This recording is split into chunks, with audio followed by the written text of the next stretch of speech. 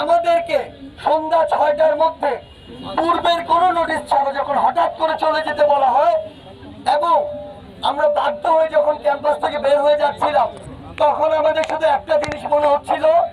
এই যে কোটা সংস্কার আন্দোলনের জন্য আমাদের এত ত্যাগ, এটা মনে হয় আজকে এখান থেকে শেষ হয়ে যাচ্ছে। সেদিন সারা রাত সত্যি বলতে আমরা বিভিন্ন জায়গায় আত্মগোপনে ছিলাম।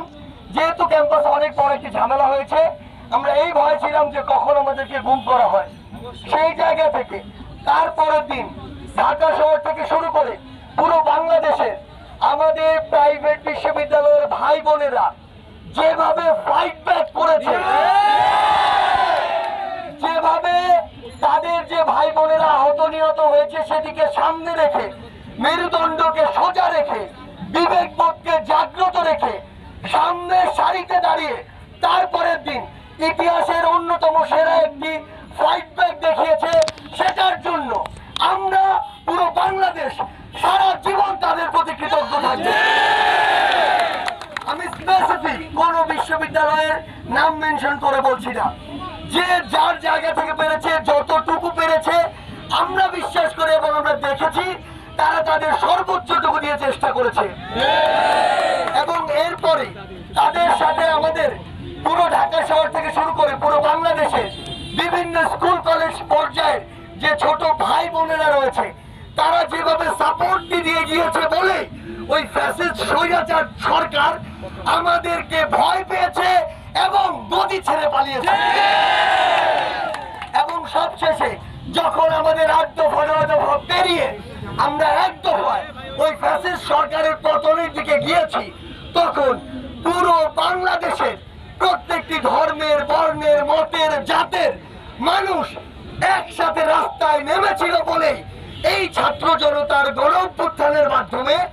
আজ বাংলাদেশ দ্বিতীয়বারের মতো নতুন করে আরেকটি স্বাধীনতা পেয়েছে। সেই জায়গা থেকে পুরো বাংলাদেশের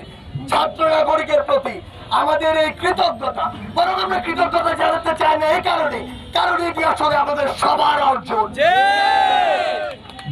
আমরা একটি কথা স্পষ্ট করে বলতে চাই, বিভিন্ন মহলে আমরা দেখি সামাজিক যোগাযোগ মাধ্যমে কিছু অপচেষ্টাকারী কিংবা বিভিন্ন মাধ্যমে একটি কথা বলার চেষ্টা করছে যে আমরা তো কোটা সংস্কার করেছি,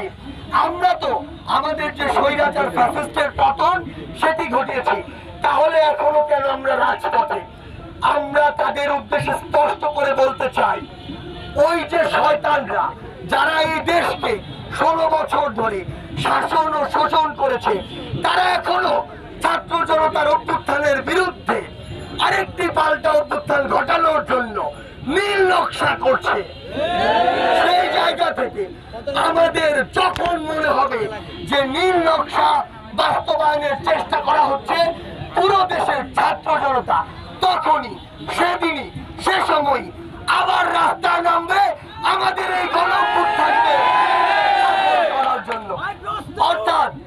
আমাদের ছাত্র জনতার গণ অভ্যুত্থানকে কেউ যদি বিন্দুমাত্র থ্রেট দেখানোর চেষ্টা করে, সেই থ্রেটের আঙুল ভেঙে দেওয়ার জন্য যে কোনো সময় আমরা